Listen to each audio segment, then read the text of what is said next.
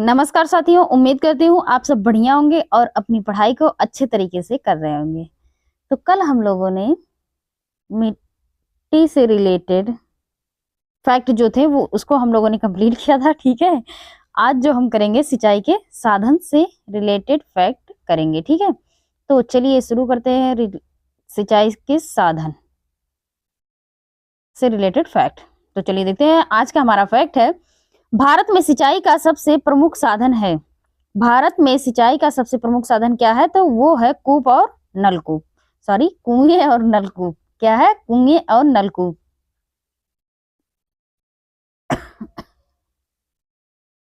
इसके आगे है, देश की कुल सिंचित क्षेत्रों में नहरों की भागीदारी है तो वो है 31.1%। कितनी भागीदारी है नहरों की? 31.1%। ठीक है, देश के कुल सिंचित क्षेत्रों में कुओं और नलकूपों की भागीदारी है तो वो है 56%। कितना है? 56%। ठीक है, देश के कुल सिंचित क्षेत्रों में तालाब सिंचाई की कितनी भागीदारी है? तो वो है 6%। कितना? 6%। नहरों का 31.1% है और कुओं नलकूपों का जो है वो 56% है, जबकि तालाब सिंचाई की जो भागीदारी है वो 6% है। ठीक है भैया, भारत के किस भाग में तालाब की सिंचाई के साधन के रूप में सर्वाधिक प्रयोग होता है? तो वो होता है दक्षिणी में। कहाँ भैया? दक्षिणी में। ठीक है, इसके आगे, किस राज्य का सर्वाधिक कृषि क्षेत्र तालाबों द्वारा सिंचित किया जाता है? तो वो किया जाता है तमिलनाडु में। अभी ऊपर बताया गया कि सर्वाधिक कहाँ प्रयोग होता है? दक्षिण में। तो तमिलनाडु कहाँ है? दक्षिण में। ठीक है, तो ये सबसे ज्यादा तालाबों द्वारा सिंचित किया जाने वाला राज्य है। ठीक है, इसके आगे, नलकूपों की सर्वाधिक संख्या किस राज्य में है? नलकूपों की सर्वाधिक संख्या किस राज्य में है? तो वो है उत्तर प्रदेश में। कहाँ है भैया? उत्तर प्रदेश में। ठीक है, भारत में नहर द्वारा सिंचाई में कौन सा राज्य अग्रणी है? तो वो है पंजाब। कौन सा? पंजाब। इसके आगे, कुओं और नलकूपों द्वारा सिंचाई में अग्रणी राज्य कौन सा है? तो वो है गुजरात। कौन है भैया? गुजरात। ठीक है, इंदिरा गांधी नहर या राजस्थान नहर को किस नदी से जल मिलता है? तो वो मिलता है सतलज नदी से। इंदिरा गांधी नहर को किस नदी से जल मिलता है? तो वो सतलज नदी से। ठीक है, भारत में सबसे लंबी सिंचाई नहर है तो वो है इंदिरा गांधी नहर। कौन सी नहर भैया? इंदिरा गांधी नहर। इसको ध्यान में रखिएगा आप लोग। इसके आगे, सारण सिंचाई नहर निकलती है तो कहाँ से निकलती है? गंडक से। कहाँ से निकलती है भैया? गंडक से निकलती है। त्रिवेणी नहर में किस नदी से पानी आता है? त्रिवेणी नहर में किस नदी से पानी आता है? तो वो आता है गंडक से। किससे भैया? गंडक से। राजस्थान नहर का नया नाम क्या है? तो वो है इंदिरा गांधी नहर। राजस्थान नहर का नया नाम क्या है? इंदिरा गांधी नहर। भारत की सिंचाई क्षमता 47.78% पूरा होता है तो वो होता है लघु एवं बृहद परियोजना से। किससे? लघु एवं बृहद परियोजना से। ठीक है, इसके आगे, भारत के किस क्षेत्र में अत्यधिक असिंचित खेती की जाती है? तो वो है दक्कन के पठार में। किससे? दक्कन के पठार में। भारत की सिंचाई क्षमता का सर्वाधिक भाग पूरा होता है तो वो होता है लघु एवं बृहद बृहद परियोजनाओं से। ठीक है, अब क्वेश्चन है हमारा, शारदा सहायक समादेश विकास परियोजना के मुख्य लक्ष्य निम्नलिखित में से क्या है? लक्ष्यों के नीचे दिए गए कूट से सही उत्तर चुनिए। तो कूट हमारा है, पहला है कृषि उत्पादन बढ़ाना, दूसरा जो हमारा है, ओहो, हाँ, दूसरा जो हमारा है बहुफसली खेती द्वारा भूमि उपयोग के प्रारूप को बदलना, और तीसरा जो हमारा है भू प्रबंधन का सुधार। तो आप ऑप्शन ए हमारा जो है केवल एक, ऑप्शन बी है केवल एक और दो, ऑप्शन सी है केवल दो और तीन, और ऑप्शन डी है सभी। तो ऑप्शन डी हमारा सही हो जाता है। ये जो तीनों कथन दिए हैं ये तीनों सत्य हैं। ठीक है, सहायक शारदा समादेश विकास परियोजना के तहत ये तीनों जो कथन दिए गए हैं ये सत्य हैं। ठीक है भैया, अब इसके आगे देखते हैं। इधर देखना है।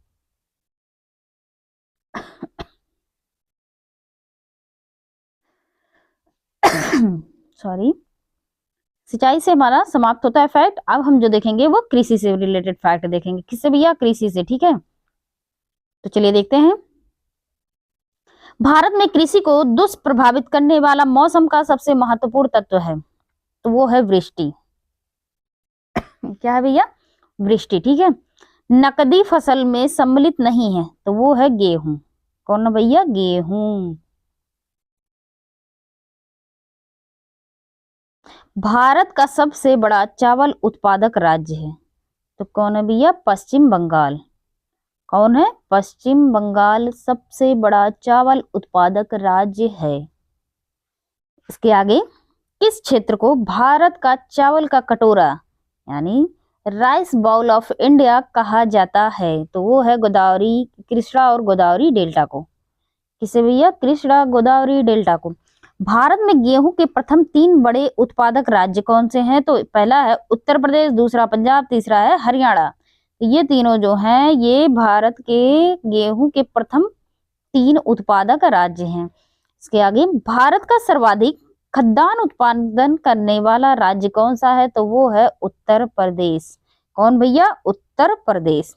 अब क्वेश्चन है हमारा, हरित क्रांति से सर्वाधिक उत्पादन निम्नलिखित में से किस खाद्यान्न का हुआ था? तो ऑप्शन ए है तिलहन, ऑप्शन बी गेहूं, ऑप्शन सी है गन्ना, ऑप्शन डी है दलहन। तो ऑप्शन बी हमारा सही हो जाता है गेहूं।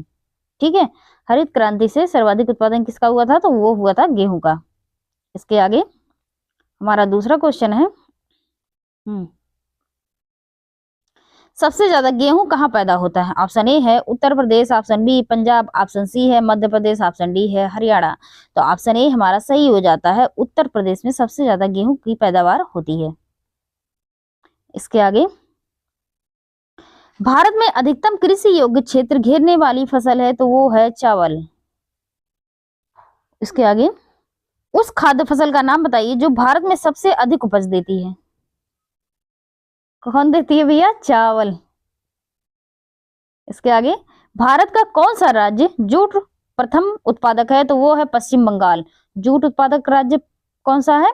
तो वो है पश्चिम बंगाल। ठीक है भैया, भारत में सर्वोत्तम चाय कहाँ पैदा होती है? तो वो होती है दार्जिलिंग में। कहाँ? दार्जिलिंग में। भारत में सबसे ज्यादा चाय किस राज्य में पैदा होती है? तो वो होती है असम में। कहाँ? असम में। ठीक है, इसके आगे, भारत का कॉफी अनुसंधान कहाँ स्थित है? तो वो है कुर्ग में। कहाँ स्थित है? कुर्ग में। भारत का सबसे बड़ा गन्ना उत्पादक राज्य है, तो वो है उत्तर प्रदेश में। कहाँ है? उत्तर प्रदेश में। भारत में प्राकृतिक रबड़ का सबसे अधिक उत्पादन किस राज्य में होता है? तो वो होता है केरल में। प्राकृतिक रबड़ का सबसे अधिक उत्पादन कहाँ होता है? तो वो होता है केरल में। ठीक है, नीली क्रांति यानी ब्लू रेवोल्यूशन किससे संबंधित है? तो वो है मत्स्य उत्पादन से। किससे? मत्स्य उत्पादन से।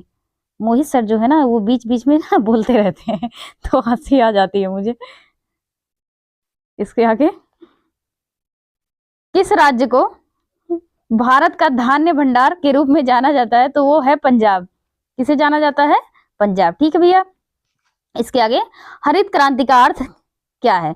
तो वो है कृषि की आधुनिक विधियों का उपयोग कर प्रति एकड़ फसल की उपज बढ़ाना। ठीक है भैया, इसे ध्यान में रखिएगा, ये इंपॉर्टेंट है हमारा। इसके आगे, भारत में हरित क्रांति का जनक किसे माना जाता है? तो वो माना जाता है डॉक्टर एम.एस. स्वामीनाथन को। किसे माना जाता है? भारत में हरित क्रांति का जनक किसे माना जाता है? तो डॉक्टर एम.एस. स्वामीनाथन को। ठीक है, इसके आगे, ये क्या हो रहा है? हाँ, अब ठीक है। भारत का सबसे बड़ा मूंगफली उत्पादक राज्य है, तो वो है गुजरात। कौन है भैया? गुजरात। भारत का सबसे बड़ा सोयाबीन उत्पादक राज्य, तो वो है मध्य प्रदेश। मूंगफली गुजरात, सोयाबीन मध्य प्रदेश। ठीक है, काजू का सबसे बड़ा उत्पादक राज्य, तो वो है केरल।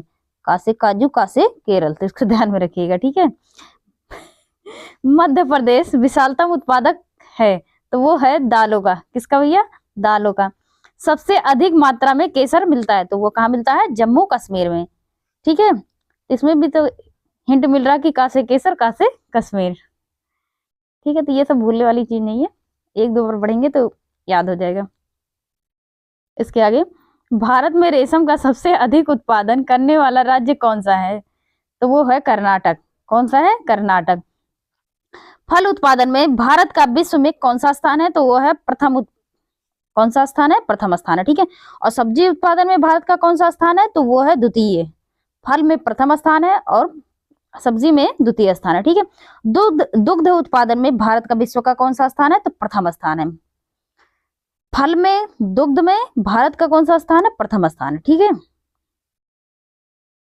इसके आगे, भारत में दूध उत्पादन में अग्रणी राज्य कौन सा है? तो वो है उत्तर प्रदेश। कौन सा है? उत्तर प्रदेश। ठीक है भैया।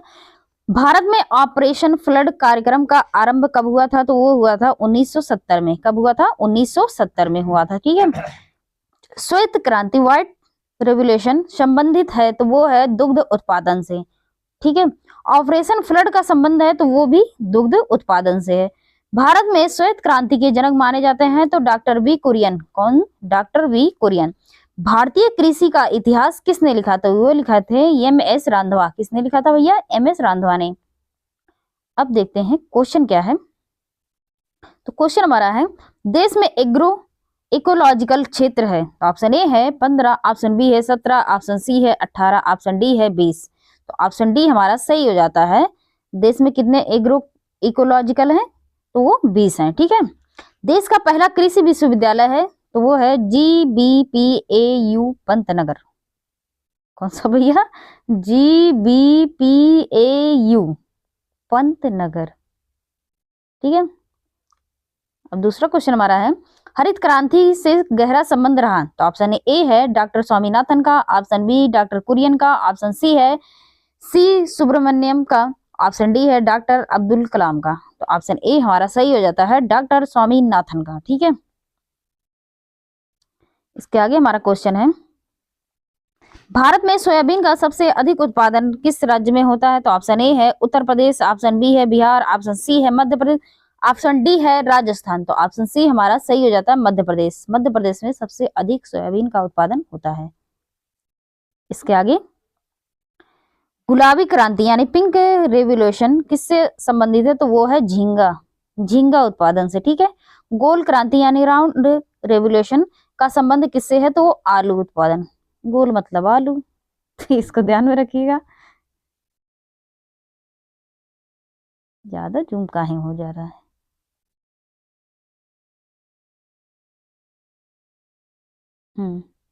अब ठीक है। हाँ तो चलिए देखते हैं, भारत का सर्वाधिक पटसन उत्पादक राज्य है तो वो है पश्चिम बंगाल। कौन है भैया? पश्चिम बंगाल।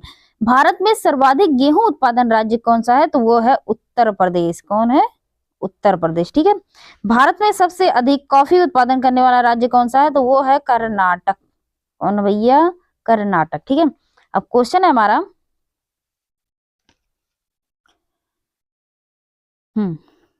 भारत के किस राज्य में सर्वाधिक कॉफी का उत्पादन किया जाता है? तो ऑप्शन ए है महाराष्ट्र, ऑप्शन बी है केरल, ऑप्शन सी है उड़ीसा, ऑप्शन डी है कर्नाटक। तो अभी हम लोगों ने पढ़ा कि कर्नाटक जो है वो कॉफी उत्पादन का सबसे अधिक कॉफी उत्पादन का राज्य है। ठीक है। तो ऑप्शन डी हमारा सही हो जाता है, कर्नाटक। इसके आगे फैक्ट हमारा, भारत में किस खाद्य फसल का उत्पादन सबसे अधिक होता है? तो वो होता है चावल। किसका भैया? चावल का। ठीक है। किस राज्य के लिए पानी की अधिकता आवश्यक है लेकिन जमाव नहीं? तो वो है चाय की। खरीफ की फसल काटी जाती है तो वो काटी जाती है नवंबर के प्रारंभ में। कब भैया? नवंबर के प्रारंभ में। कौन सा शहर अंगूरों की पैदावार के लिए प्रसिद्ध है? तो वो है नासिक। कौन भैया? नासिक। झूम क्या है? तो वो है कृषि का एक तरीका, झूम कृषि। ठीक है भैया।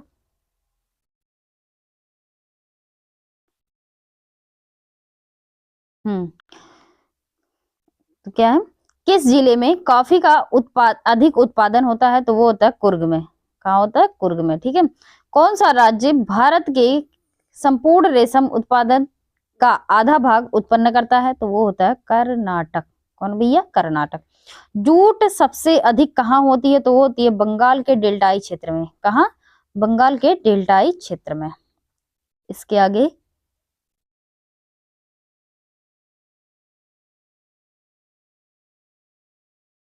नीलगिरी के पहाड़ी क्षेत्रों में किसकी खेती की जाती है? तो वो की जाती है कॉफी की। किसकी?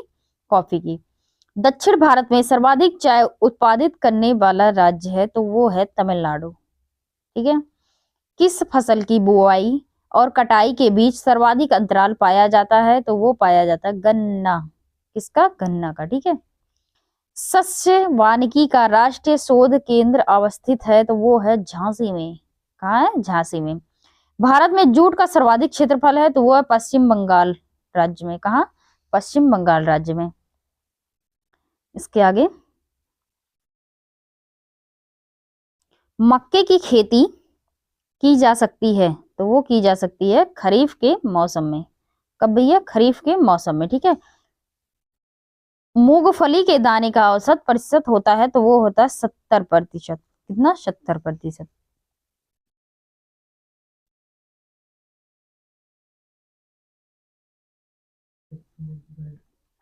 केंद्रीय उपोषण उपोष्ण बागवानी संस्थान अवस्थित है तो वो है बंगलुरु में। कहाँ है भैया? बंगलुरु में। जहां तक कृषि मंत्रालय से कि सरकारी वर्गीकरण का संबंध है, भारत में कितनी कृषि जलवायु क्षेत्र हैं?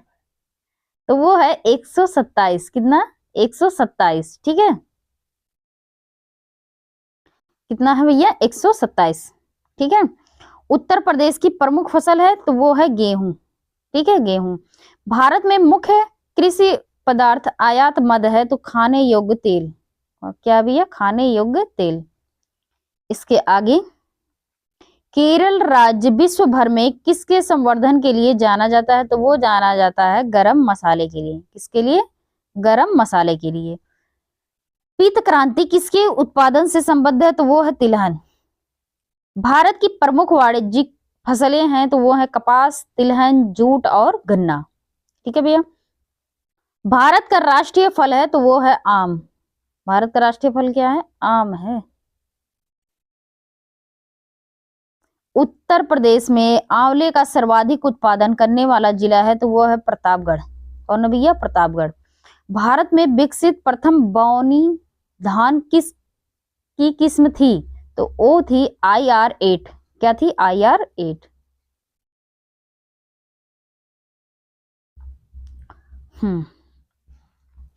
भारतवर्ष में चावल की खेती उन क्षेत्रों में होती है जहां वार्षिक वर्षा 100 सेंटीमीटर से अधिक होती है। जहां 100 सेंटीमीटर से अधिक वर्षा होती है वहां चावल की खेती की जा सकती है। ठीक है।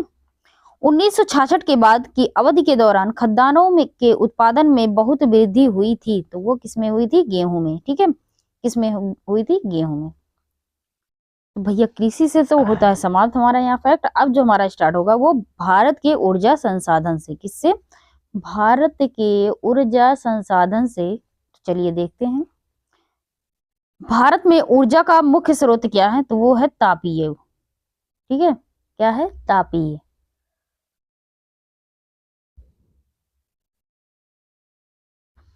भारत की पहली लहर ऊर्जा परियोजना किस राज्य पर स्थित की गई है? तो वो है बिझिनजाम। क्या है? बिझिनजाम। ठीक है भैया। इसके आगे, चेन्नई के समीप कलपक्कम नामक स्थान पर किसकी स्थापना की गई है? तो वो की गई है नाभिकीय ऊर्जा संयंत्र की। किसकी? नाभिकीय ऊर्जा संयंत्र की। ककरापार परमाणु शक्ति केंद्र किस राज्य में स्थित है? तो वो है कर्नाटक में। ये भैया इंपॉर्टेंट है, इसको ध्यान में रखिएगा। कैगा में क्या होता है? तो वहां होता है नाभिकीय ऊर्जा उत्पादन। क्या होता है? नाभिकीय ऊर्जा उत्पादन। भारत का प्रथम परमाणु ऊर्जा उत्पादक केंद्र है तो तारापुर। और तारापुर है कहाँ? महाराष्ट्र में। ठीक है भैया। भारत में भूतापीय ऊर्जा का संयंत्र कहाँ स्थापित किया गया है? तो वो किया गया ही प्रा के मणिकर्क में। कहाँ? मणिकर्क में। ठीक है भैया। इसके आगे, देश में कुल विद्युत उत्पादन में ताप विद्युत का योगदान है तो कितना है? 70%। कितना है? 70%। ठीक है। भारत की प्रथम जल विद्युत परियोजना है तो वो है कावेरी नदी पर शिव समुद्रम परियोजना। किस नदी पर? कावेरी नदी पर और शिव समुद्रम परियोजना। ठीक है भैया। एशिया की पहली भूमिगत जल विद्युत परियोजना भारत के किस राज्य में स्थित है? तो वो है हिमाचल प्रदेश में। किसमें भैया? हिमाचल प्रदेश में। भारत में विद्युत आपूर्ति सबसे पहले कहाँ शुरू हुई थी? तो वो हुई थी दार्जिलिंग में। कहाँ हुई थी? दार्जिलिंग में। ठीक है भैया। इसके आगे, ओबरा शहर किसके लिए प्रसिद्ध है? तो वो प्रसिद्ध है थर्मल पावर प्लांट के लिए। किसके लिए? थर्मल पावर प्लांट के लिए। प्रथम जल विद्युत शक्ति केंद्र कहाँ हाइड्रो इलेक्ट्रिक पावर स्टेशन पर स्थापित किया गया था? तो वो किया गया था शिव समुद्रम पर। शिव समुद्रम कहाँ है? कावेरी नदी पर। ठीक है। भारत के वाणिज्यिक ऊर्जा की कितने प्रतिशत पूर्ति कोयले से होती है? तो वो होती है 67%। कितना होती है? 67%। ठीक है भैया। इसके आगे, कौन सा भारत में वाणिज्यिक ऊर्जा का प्रधान स्रोत है? तो वो है कोयला। कौन भैया? कोयला। उड़ान एक गैस आधारित शक्ति परियोजना है, तो वो है महाराष्ट्र में। कहाँ है भैया? महाराष्ट्र में। ठीक है। केंद्रीय जल एवं विद्युत शोध केंद्र कहाँ स्थित है? तो वो है खड़गवासला में। कहाँ भैया? खड़गवासला में। ठीक है। इसके आगे, भारत में सबसे ज्यादा ताप विद्युत उत्पन्न करने वाला राज्य कौन सा है? तो वो है महाराष्ट्र। महाराष्ट्र जो है सबसे ज्यादा ताप विद्युत उत्पन्न करता है। ठीक है भैया। तो आज के लिए इतना ही। इसके आगे जो है हम कल कंटिन्यू रखेंगे। कल हम क्या करेंगे? खनिज से रिलेटेड फैक्ट करेंगे। ठीक है। तो आज के लिए थैंक यू सो मच।